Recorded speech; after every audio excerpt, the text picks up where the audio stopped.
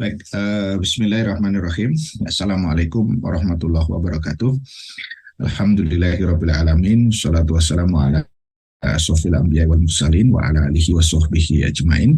Asyhadu an la ilaha illallah wa asyhadu anna Muhammadan abduhu wa rasuluhu alladzi la nabiyya wa la rasula ba'dahu. Alhamdulillah, segala pujian yang milik Allah, salawat dan salam kita sampaikan pada baginda Rasulullah Shallallahu Alaihi Wasallam, keluarga, sahabat dan juga umatnya kita semua hingga akhir zaman. Amin ya Allah ya Rabbal Alamin. Alhamdulillah, Kang Ayi dan juga Bapak Ibu sekalian, sahabat-sahabat rahmatullah di ruang Zoom maupun juga di ruang YouTube ya, pada kesempatan pagi hari ini alhamdulillah kita dalam suasana kembali ya, dalam suasana yang penuh ya dengan semangat ya, setelah kita kemarin merayakan Idul Adha ya, Idul Kurban begitu ya. Mudah-mudahan semuanya ini ya sudah semacam, kalau bahasa saya, mencharge ulang gitu ya. Jadi ya setelah kita bergembira ya dalam suasana ketaatan kepada Allah Subhanahu wa taala, kita diberikan ya kesempatan ya oleh Allah Subhanahu wa taala dalam satu momen yang sangat luar biasa, dan pada saat yang sama kita sudah membahas dua topik yang sangat luar biasa kemarin, respon ya daripada sahabat-sahabat sekalian ya.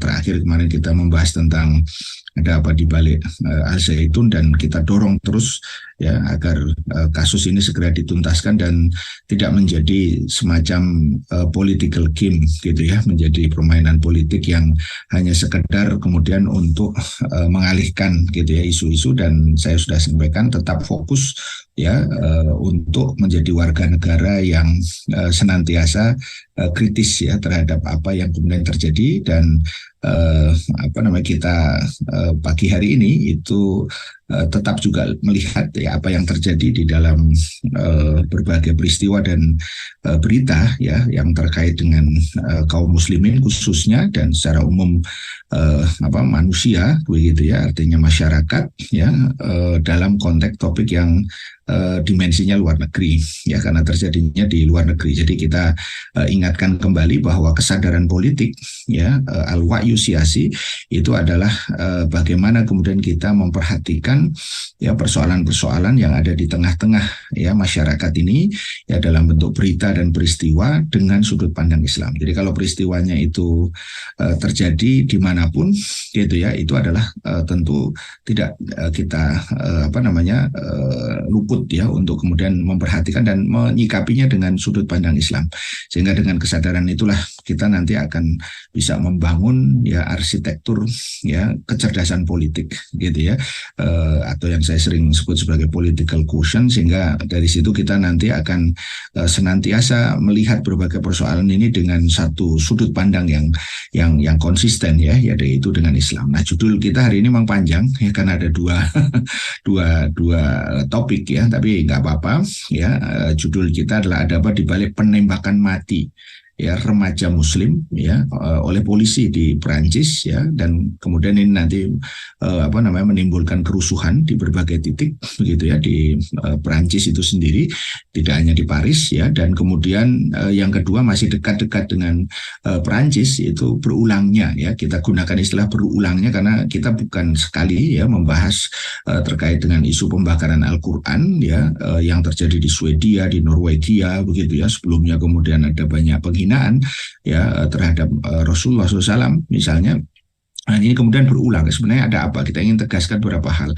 Jadi kalau di dalam negeri pelecehan terhadap Al-Quran itu juga kemudian dilakukan ya, salah satunya oleh Panji Gumilang ya, ini diduga kuat dia masuk dalam kategori pidana di situ, karena di situ jelas-jelas dia mengatakan bahwa Al-Quran itu adalah bukan kalam Allah. Ini tentu merupakan sesuatu yang juga serius gitu ya. Jadi jangan sampai dianggap hanya sekedar kata-kata tanpa makna begitu ya. Nah, ini yang sama juga seperti ketika ada seorang kafir gitu ya, yang kemudian melecehkan ayat suci ya, dalam konteks ini Quran surat Al-Maidah ayat 51 begitu ya, itu juga dengan konteks yang sama. Nah, mari kita lihat satu persatu ya dari dua poin atau dua peristiwa ini Yang pertama kita mulai dulu dari Prancis ya. Jadi fakta pertama itu adalah polisi menembak mati seorang remaja Muslim di Prancis. Apa yang sebenarnya terjadi? Gitu ya. Jadi di judul berita di salah satu eh, apa namanya media BBC internasional misalnya itu pada tanggal 1 kemarin ya ada judul berita yang menarik ya edisi Indonesia ya pemuda yang memicu kerusuhan di pinggiran kota Paris. Nah, gitu ini gambarnya kita bisa lihat ya penembakan itu memicu berbagai kerusuhan begitu ya yang kemudian dilakukan oleh berbagai kalangan.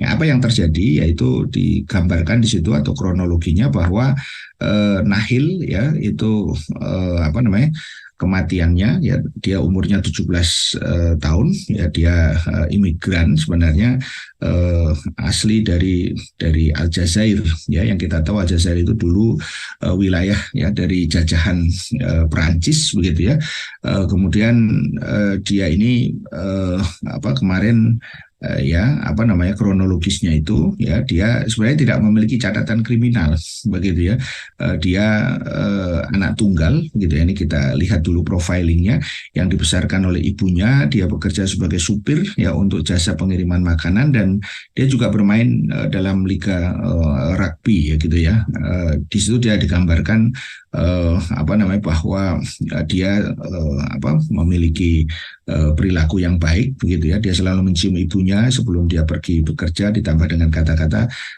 aku mencintaimu gitu jadi anaknya ini sebenarnya kalau dilihat dari sisi profil sebenarnya apa namanya tidak ada catatan kriminal di situ juga dikatakan tetapi dia dikenal oleh polisi gitu ya nah apa yang terjadi pada saat kejadian itu dia mengendarai mobil ya kemudian dia di stop dan ternyata dia diketahui tidak memiliki SIM begitu ya kalau dalam bahasa ini gitu ya tetap artinya dia disuruh berhenti mungkin dengan kondisi yang ada nah di sini di video ini digambarkan di situ warna mobil tadi itu di warna mobilnya kuning ya itu di stop oleh dua polisi gitu ya kemudian setelah dia diminta berhenti itu dia apa namanya tidak ini apa ya mungkin karena ketakutan di situ dia salah satu polisi kita bisa lihat di sini ya kita lihat itu mengacungkan senjata gitu ya. Jadi ini kalau kita lihat dari sisi prosedur tentu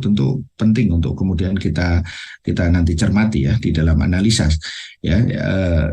Kemudian dia apa namanya menjalankan mobilnya, jadi dia tidak mau diberhentikan dan kemudian apa namanya tembak begitu ya oleh petugas polisi tadi itu ya kemudian akhirnya ya singkat ceritanya dia kemudian mobil itu menabrak ya salah satu apa semacam kayak tiang begitu pembatas yang ada di sini dan kemudian akhirnya apa dia meninggal. Nah ini tempat TKP-nya ya kita bisa lihat ini mobil kuning ya yang ada di bagian background ya yang ada di sini ya dan kemudian setelah itu dia ditemukan dalam keadaan sudah meninggal gitu ya. Jadi dari sini kita bisa melihat kemudian terjadi kerusuhan di apa namanya berbagai tempat ya khususnya di kota Nanterre yaitu di apa namanya di Perancis ya dia di pinggiran di sini ya ibu kotanya di sini Paris nah itu ada di sini nah kita bisa melihat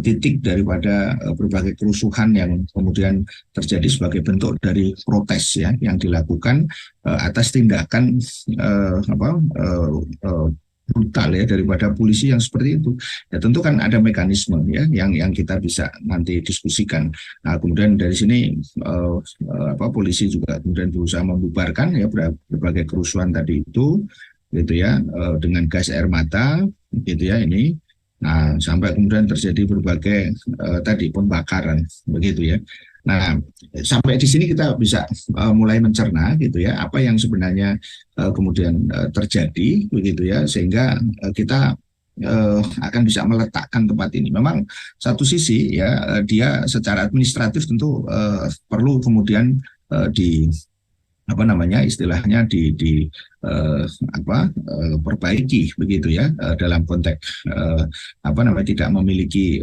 surat izin ya untuk mengemudi tadi. Tetapi bukan berarti polisi diperbolehkan ya untuk kemudian melakukan tindakan kekerasan ya seperti itu, apalagi dengan menembakkan senjata tadi itu begitu ya. Nah, kita lihat dari akar yang lebih dalam lagi di Perancis khususnya, dan juga negara-negara barat sebenarnya. Nanti kita akan lihat contohnya di Amerika misalnya, ya kekerasan itu ya kata seorang pemuda di kota Perancis yang lain ya itu dilakukan oleh polisi setiap hari, terutama jika Anda orang Arab atau berkulit hitam gitu. Jadi sini ada Arab di situ pada satu sisi ya, dan berkulit hitam gitu ya, dan itu konotasinya ke Islam begitu ya, terutama Arab ya, karena jelas ya di sini ini ada tempat yang tadi menjadi TKP dari kejadian itu, dan kemudian banyak yang menyerukan tentang keadilan. Jadi ini bukan sekedar persoalan stigma minoritas, tetapi juga kemudian terkait dengan keadilan. Bagaimana mungkin tindakan polisi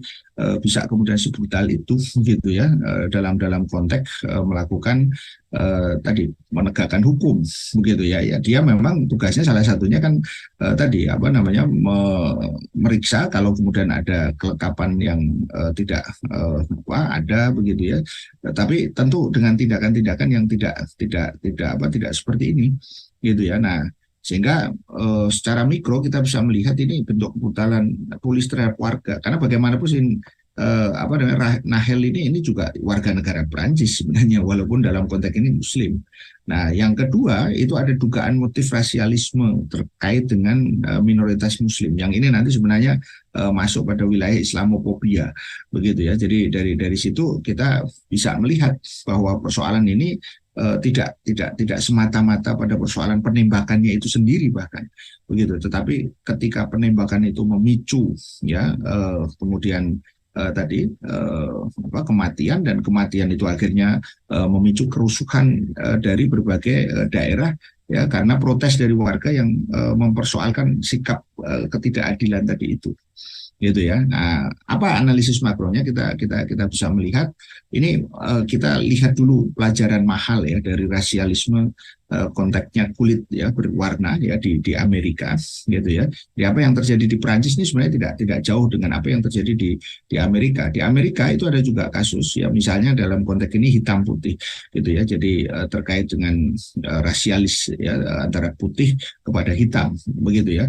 Jadi ini salah satu contoh berita tahun 2021, tembak mati pria kulit hitam ya Paul Whelan, kepala polisi Amerika mengundurkan diri gitu ya. Ceritanya singkatnya itu adalah bahwa seorang wanita ya polisi wanita itu menembak mati seorang kulit hitam ya di pinggiran kota Minnesota, dan kemudian dia mengundurkan ya sebagaimana juga pengunduran diri dilakukan oleh kepala polisi di kota itu begitu ya. Karena apa? Karena diprotes ya selama 2 malam di kota yang ya berpenduduk sekitar 30.000 tadi itu ya, hanya beberapa kilometer dari Minneapolis ya, kota tempat George Floyd ya dibunuh oleh polisi ya pada beberapa waktu yang lalu gitu ya. Jadi saya ingin katakan bahwa salah satu ikon yang kemudian nanti terkait dengan pembunuhan yang dilakukan oleh polisi ini dengan cara brutal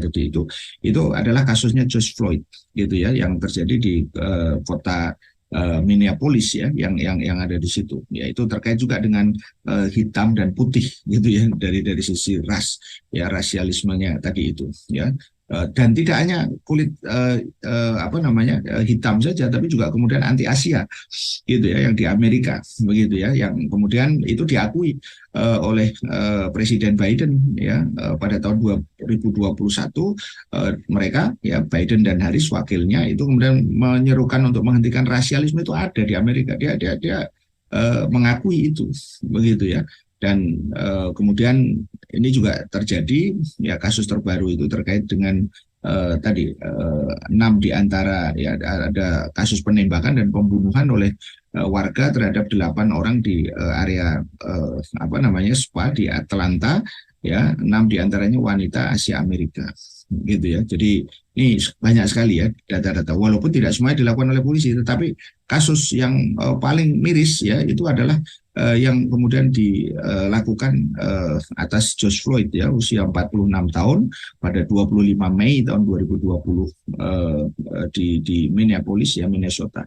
Ya di situ apa beredar video sama seperti tadi yang tadi penembakan Nahel tadi itu yang menunjukkan George Floyd ditekan keras dengan lutut oleh seorang polisi berkulit putih, dan pada saat itu George Floyd mengeluh dan memohon dirinya tidak bisa bernafas, tetapi polisi tetap terus menekan ya leher daripada George Floyd itu. Ya, ini kasusnya juga mengingatkan ya kalau George Floyd tahun 2020 itu juga kemudian memori pada kasus Eric Garner, ya juga kemudian meninggal ya di apa namanya tangan polisi di New York ya tahun 2014. Ya, dan kematian ini memicu demonstrasi besar-besaran juga. Jadi polanya hampir sama. Kita lihat di situ, bahkan di situ apa namanya menggunakan apa namanya istilahnya istilah pendorong apa yang disebut dengan gerakan Black Lives Matter ya. Jadi nyawa orang kulit hitam itu berarti, gitu. Nyawa manusia sebenarnya, gitu ya.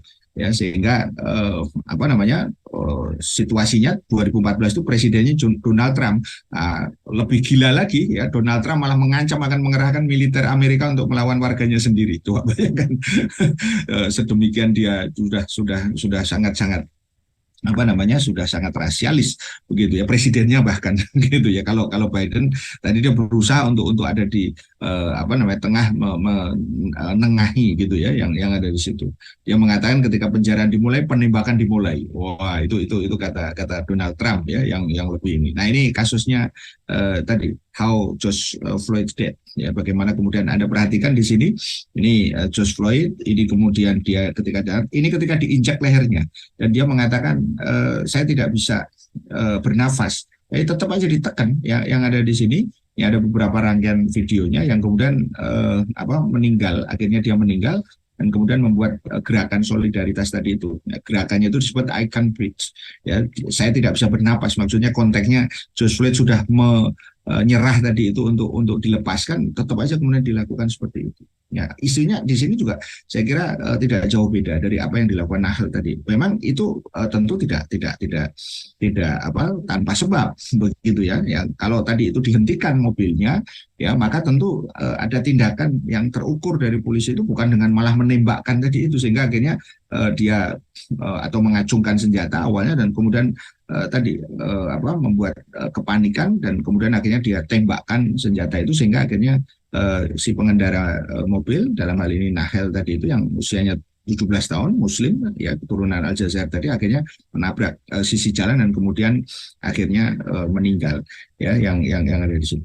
Ya, maka ada menarik apa namanya satu artikel di salah satu media tahun 2021. Jadi racial operation ya will not be overcome under capitalism, begitu ya. Jadi apa namanya kalau kita terjemahkan secara sederhana maka tadi kekerasan atau kemudian tekanan rasial itu tidak akan bisa kemudian diselesaikan dalam kapitalisme, gitu ya. Kenapa? Nah, ini yang menarik sebab dan analisisnya. Saya menggunakan perspektif dalam konteks ini Amerika untuk melihat kesamaan itu di dalam satu apa namanya buku yang ditulis oleh Gunnar Myrdal itu dikatakan An American Dilemma, The Negro Problem and the Modern Democracy, itu dikatakan bahwa ya diskriminasi rasial dan kesenjangan ekonomi itu telah menjadi cacat bawaan ya daripada demokrasi Amerika.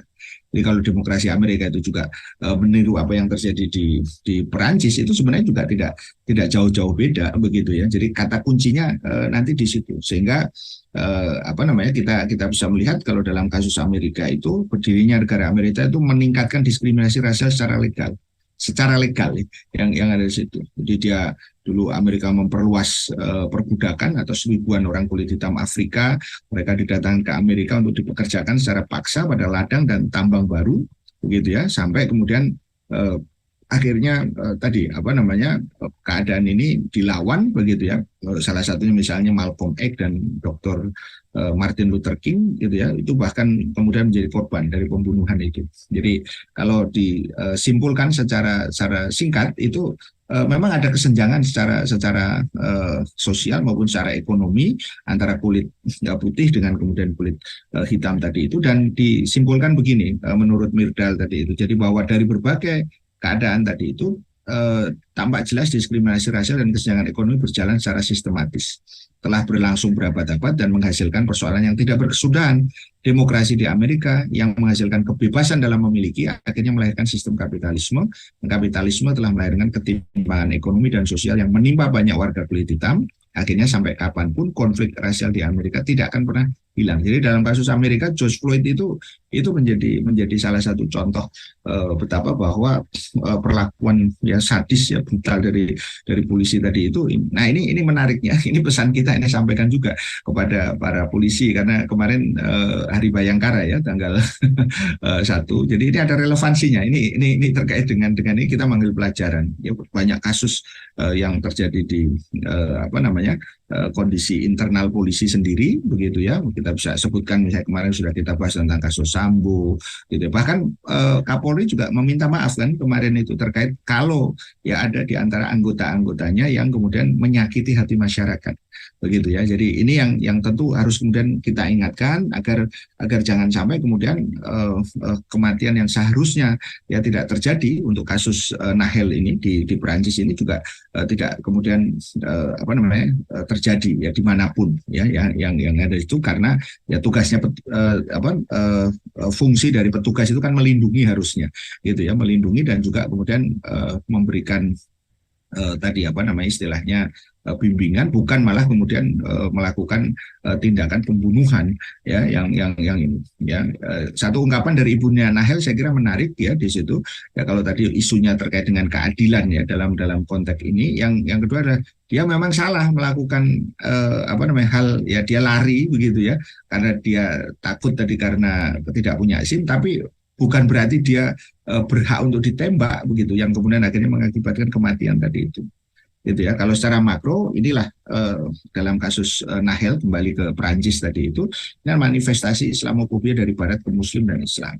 Jadi saya kira ini penting untuk diingatkan kembali bahwa ketika mereka maksudnya Muslim khususnya yang kemudian berasal dari tadi ya Afrika ya dari Aljazair, kemudian mereka menjadi migran di situ, imigran kemudian hidup sebenarnya secara hak dan kewajiban mestinya selesai ya. Artinya dia sebagai warga negara ya tentu harusnya dilindungi hukum yang sama ya, tetapi adalah satu hal yang ilusif gitu ya dalam sekulerisme demokrasi kapitalistik tadi yang disampaikan oleh Myrdal tadi itu dalam kasus Amerika, dan imperialistik gitu ya dalam membangun persatuan yang hakiki dalam konteks integrasi sosial yang kemudian terjadi. Maka kita ingatkan kembali ini dalam suasana yang saya kira tepat begitu ya. Saya akan kutipkan salah satu dari khutbah ya di dalam haji wada atau haji yang pertama sekaligus haji yang terakhir ya dari Rasul, karena Rasul hanya satu kali, ini masih dalam suasana Idul Adha ya Idul Kurban ya, dalam suasana ibadah haji ya, bahwa apa namanya Islam itu sudah menuntaskan ya tentang persoalan ini, bahwa Islam itu agama yang mulia. Islam memposisikan keberagaman ya dari bahasa dan warna kulit itu sebagai fitrah gitu ya. Jadi sekaligus keragaman itu membuktikan kekuasaan Allah ya, wa min ayatihi khalqus samawati wal ard ya waqtilafi alsinatikum ya wa alwanikum inna fi dzalika laayatil lil alamin ya. Di antara tanda-tanda kekuasaannya itu adalah dia menciptakan ya langit ya dan bumi serta ragam bahasa dan warna kulit. Ya sesungguhnya ya pada yang demikian itu benar-benar terdapat tanda bagi orang yang mengetahui ya. Di situ dikatakan lil alamin gitu ya. Jadi orang-orang yang memahami, orang-orang yang mengetahui. Ya artinya apa? Bahwa kita itu sama, mau dari sisi tadi apa ya, warna kulit dan seterusnya tadi itu gitu ya. Islam juga memandang keberagaman itu untuk saling mengenal, bukan karena dia oh ini kulit hitam atau kemudian tadi itu oh ini rasnya Arab nih, bukan putih nih, bukan Perancis ini, bukan asli, bukan native di situ. gitu ya, sehingga dalam surah Al-Hujurat dikatakan dalam konteks inilah ta'aruf itu.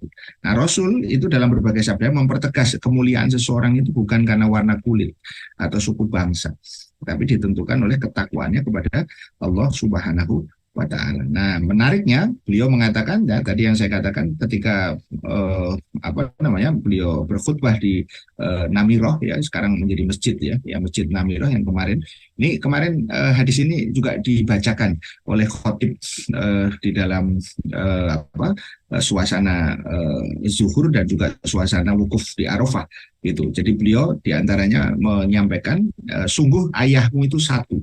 Semua kalian berasal dari Adam. Adam itu diciptakan dari tanah. Tidak ada kelebihan orang Arab atas orang non-Arab.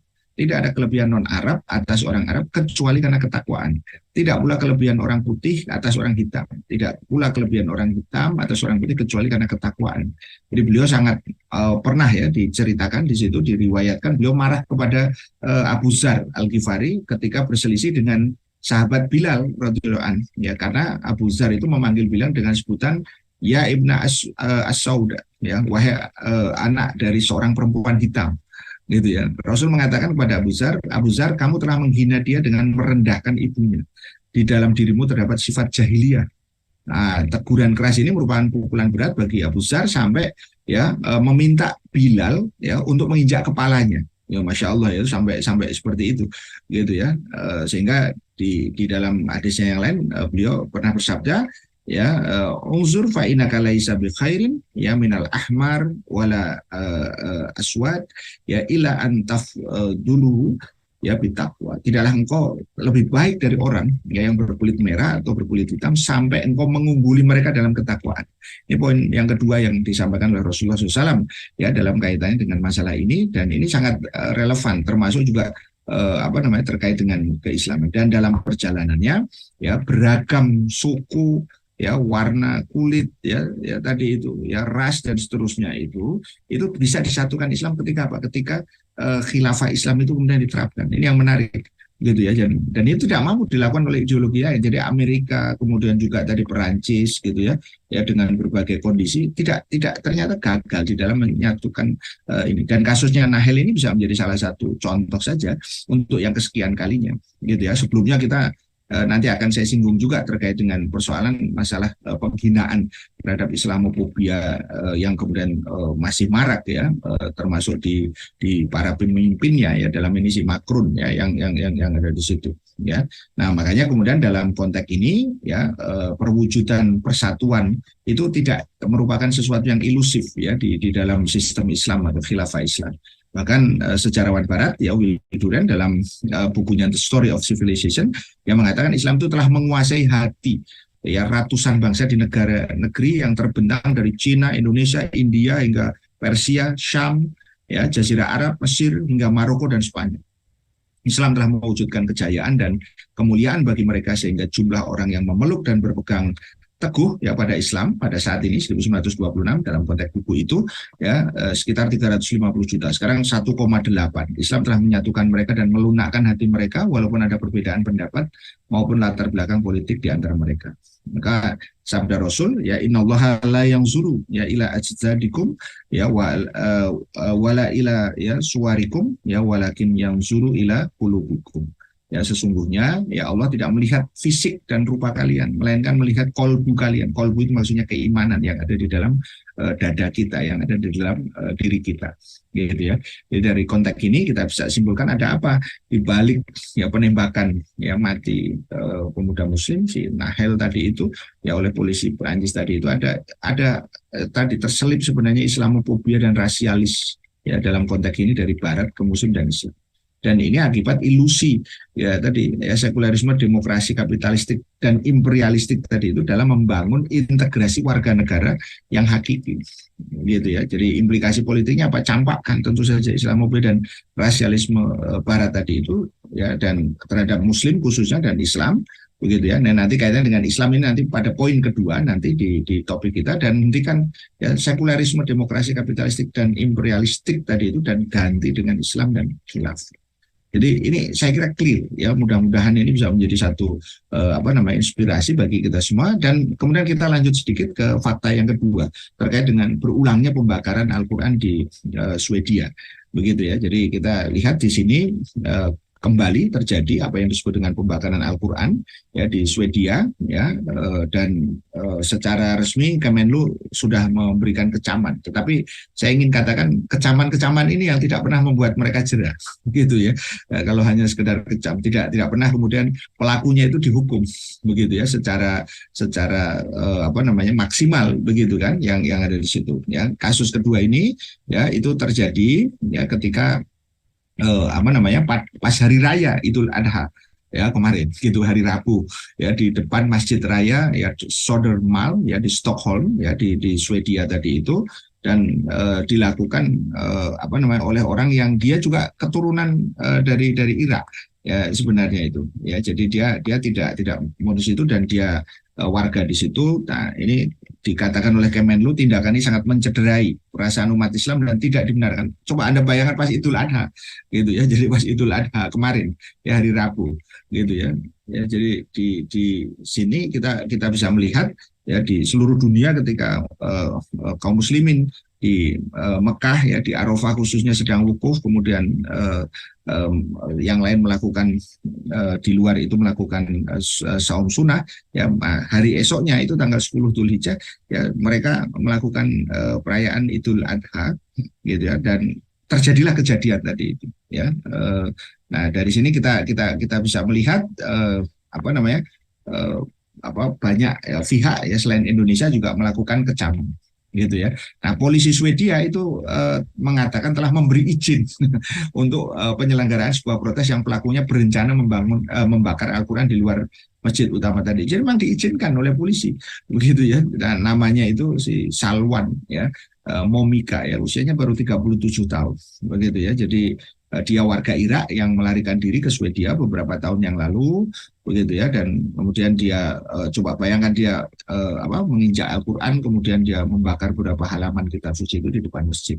Jadi kalau dari sini kita sudah bisa melihat bahwa ya polisi sendiri di situ juga tidak mempersoalkan, bahkan memberikan izin ya. Dan itu sudah datang 2 minggu ya setelah pengadilan banding negara itu menolak ya keputusan polisi untuk menolak izin 2 demonstrasi di Stockholm ya yang mencakup pembakaran Al-Qur'an tadi itu. Jadi demo untuk bermaksud salah satu ininya, acara demonya itu adalah membakar Al-Qur'an. Coba bayangkan itu kan yang begitu tadi luar biasa begitu ya.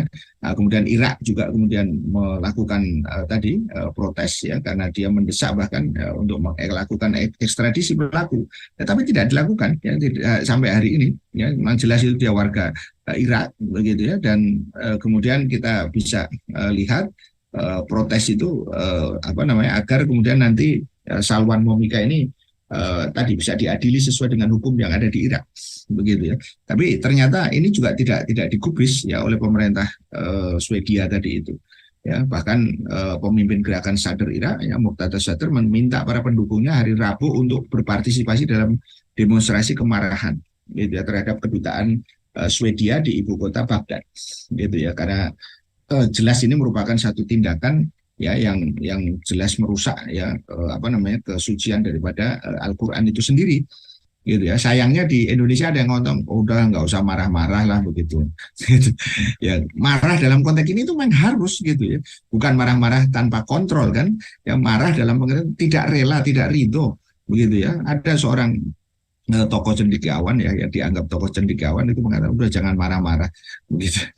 Ya sikapi dengan tegas ya, marah itu bukan hal yang buruk kok kalau kemudian memang jelas motifnya itu apa gitu. Ketika melihat sesuatu yang menghinakan Islam gitu ya, melecehkan Rasul gitu ya, menistakan Al-Qur'an begitu, itu sesuatu yang layak, dan jangan ditarik dengan hanya istilahnya itu kepada hal-hal yang lain begitu ya, yang saya kira justru malah tidak relevan. Nah, kita lihat dulu analisis mikronya gitu ya. Ini saya kira jelas ya merupakan bentuk kebencian ya Barat terhadap Islam dan kaum muslimin. Maksudnya dalam konteks Barat itu dia kemudian melindungi itu gitu ya terhadap pelaku itu, meskipun pelaku itu juga ya dia tadi beragama Islam ya kalau dilihat dari sisi ini gitu ya. Nah kemudian yang kedua, pembiaran oleh negara dengan dalih kebebasan pendapat begitu ya. Jadi artinya apa, ini sudah terjadi berulang-ulang ya, sama seperti yang terjadi kemarin dalam kasus Az-Zaitun begitu ya, sudah 21 tahun begitu ya.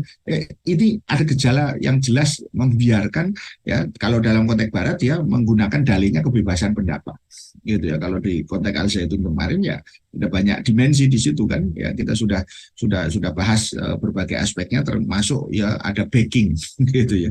Nah kita akan lihat ya, makanya umat Islam tidak boleh berhenti pada satu sisi, tapi juga jangan energinya habis hanya untuk istilahnya menuntut terkait dengan pembekuan dari Al-Zaitun sendiri begitu ya, tetapi fokuslah kepada tadi berbagai hal-hal isu besar ya terkait dengan dakwah begitu ya. Nah sehingga kita coba kilas balik ya, apa yang terjadi ini bukan sekali ya, kita sudah lihat di Swedia sebelumnya ya, bagaimana kemudian dia melakukan tadi pembakaran Al-Quran ya, kemudian ini wajah ini juga masih ada sekarang sampai sekarang gitu ya, si Rasmus gitu ya.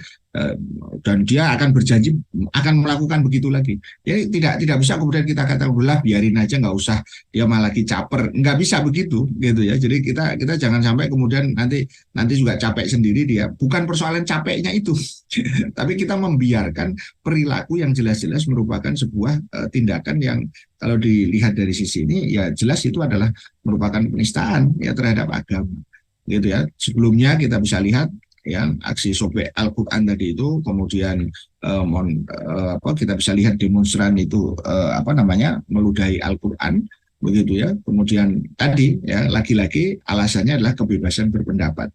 Ini yang ngomong Perdana Menterinya begitu ya. Jadi aksi sobek Al-Quran itu ya bebas, silahkan aja Anda melakukan itu gitu ya. Makanya secara makro sebelumnya ya kita bisa lihat lagi insiden pembakarannya ya di Norwegia ya. Kalau tadi Swedia, ini kemudian ke Norwegia masih dekat, kemudian di dalam negeri juga sama, si Ahok ini kemudian merendahkan Al-Quran surah Al-Maidah ayat 51 ya. Kemudian Nabi Muhammad juga tidak lepas ya dari sasaran ya dari mereka-mereka yang menjadi pembenci Islam begitu ya.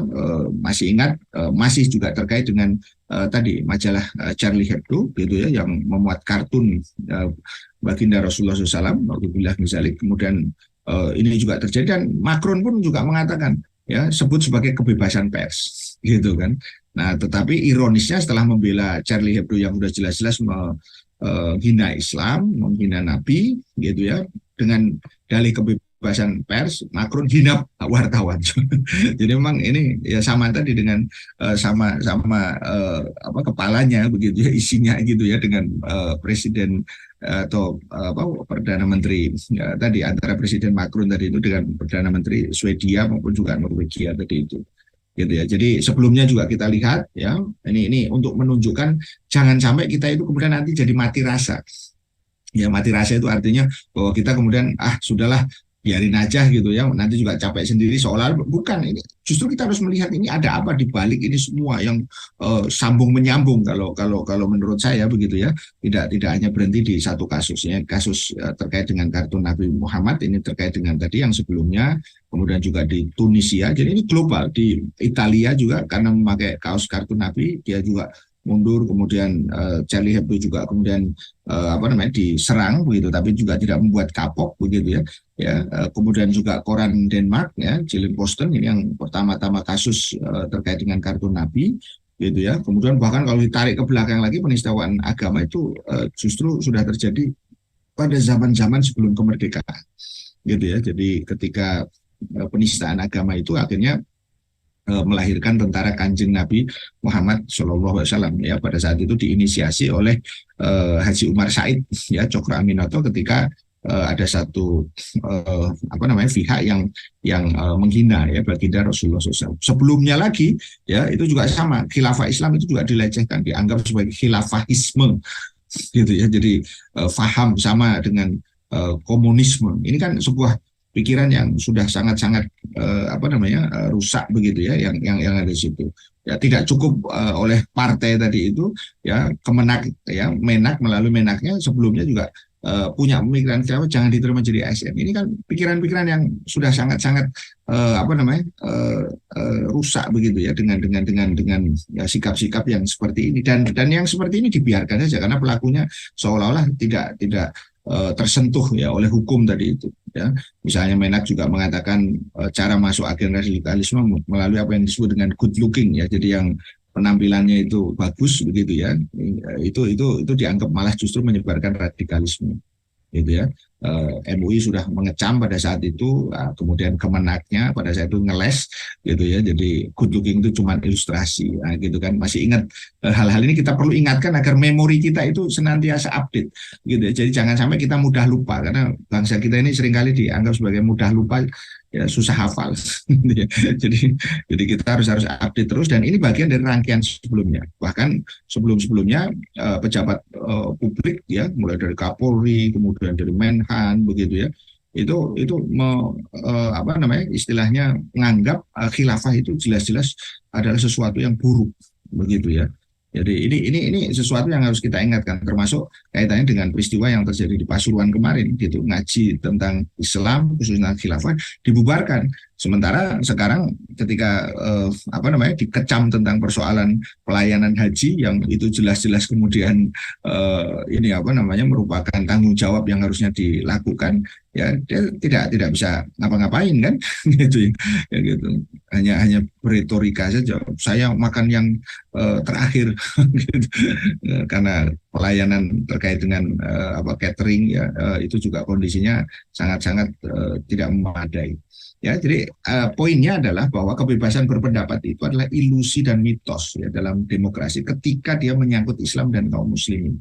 Begitu ya. Ya, ini yang kasus tadi di Swedia itu menunjukkan kesekian kalinya gitu loh. Jadi atas dalih ya, tidak dalil ya, tapi dalih ya, pendapat, kebebasan pendapat. Ya, ini seperti yang terjadi di si Rasmus ini ya, walaupun kemudian diancam ya oleh PBB, ya, itu tidak membuat Swedia bergeming ya sampai hari ini. Maka bentuk penistaan ya terhadap Al-Qur'an khususnya, maupun juga kepada baginda, maupun juga kepada Islam dan kaum muslimin, ya itu jelas-jelas merupakan hal yang harus kemudian disadari. Kemudian yang kedua, ini akibat ya daripada penerapan sekularisme liberal demokrasi terhadap Islam. Jadi hampir sama apa yang terjadi dengan kasus di tadi Perancis, dengan apa yang kemudian terjadi di Swedia ini, dan juga apa yang kemudian terjadi di Amerika tadi itu dengan berbagai kasus yang ada tadi itu. Nah, dalam konteks inilah saya kira kita ingatkan kembali bahwa Islam itu berbeda dengan mereka itu. Khilafah itu akan melindungi ya, kehormatan umat Islamnya. Ya, ini contoh misalnya Khalifah Al-Mu'tasim Billah tahun 837 ketika melindungi seorang wanita ya yang kemudian tadi dilecehkan kehormatannya oleh tentara Romawi ya. Jadi untuk melindungi saja menurunkan puluhan ribu pasukan ya untuk menyerbu kota Amuriah ya. Jadi kalau sekarang ini tidak pernah diindahkan ya seruan-seruan itu, jadi tetap aja kemudian dia berdalih kebebasan, bahkan tadi Irak kan sudah meminta agar diekstradisi saja, tetap tidak kemudian dipenuhi gitu ya. Bagaimana kewibawaan dari seorang Salahuddin Al-Ayyubi misalnya ketika pembebasan Baitul Maqdis, ini menunjukkan bagaimana wibawa atau haibah ya daripada pemimpin Islam begitu ya, ketika melindungi ya tanah ya yang kemudian merupakan bagian daripada Baitul Maqdis begitu ya. Bahkan Khalifah Abdul Hamid II itu marah ketika Perancis ya terkait dengan rencana teater yang menghina Rasulullah SAW. Kalau tidak dihentikan, akulah khalifah umat Islam, Abdul Hamid Had. Aku akan menghancurkan dunia di sekitarmu jika kamu tidak menghentikan pertunjukan itu. Gitu ya, sambil melemparkan koran itu ke delegasi dari Perancis tadi itu. Ya, jadi mau istilahnya melecehkan Nabi, mau melecehkan Islam, mau melecehkan Al-Quran, mau melecehkan kaum muslimin, tidak ada yang kemudian menjaga hari ini. ya maka makin relevan kebutuhan akan khalifah dan khilafah yang melindungi Islam mulai dari Al-Quran dan Nabi Muhammadnya dan juga kemudian kaum muslimin di seluruh dunia. Jadi sebagai kesimpulan Kang Ayi ya sebagai jawaban terhadap ada apa di balik ya ini topik kedua ya terkait dengan berulangnya kemudian pembakaran Al-Quran dan juga kasus-kasus yang terkait tadi itu sungguh kita melihat di situ Islamophobia terhadap Islam terhadap kaum muslimin itu benar-benar terjadi. Ya, jadi ini bukan apa istilahnya fiksi, ini benar-benar nyata dan itu berulang terus. Dan itu akibat dari tadi penerapan sekularisme ya liberal demokrasi terhadap Islam karena kebebasan dalihnya itulah kebebasan berpendapat liberal dalam konteks freedom of speech ya yang ada di situ. Maka implikasi politiknya adalah apa? Ya jelas kalau dalam konteks ini sudah selesai ya dinasihati diinginkan tidak mau kembali. Sebenarnya hukuman maksimalnya itu bisa sampai dihukum mati begitu pelaku-pelaku tadi itu gitu ya dan kita mesti menstop apa yang disebut dengan Islamophobia sekarang juga gitu ya. Jadi artinya sahabat-sahabat bisa tuliskan ya di ruang Zoom ataupun di ruang YouTube ya tentang pendapat terkait dua peristiwa tadi itu ya, baik kasusnya Nahal di Perancis tadi itu maupun juga kemudian kasus berulangnya pembakaran Al-Quran di Swedia ini agar apa? Agar kita juga menentukan atau istilahnya menggambarkan sikap kita. Kita marah itu karena kemudian apa? Karena dorongan keimanan, bukan asal marah begitu ya. Makanya dari sini kita juga terus harus mengupayakan hentikan sekularisme liberal ya demokrasi kapitalistik dan ganti ya dengan Islam secara kafah ya dan sistem yang disebut dengan khilafah Islam. Saya kira sebagai gambaran awal itu ya Kang Ayi, mudah-mudahan nanti ini masih cukup banyak ruang untuk kita bisa berdiskusi. Saya kembalikan ke Kang Ayi. Assalamualaikum warahmatullahi wabarakatuh.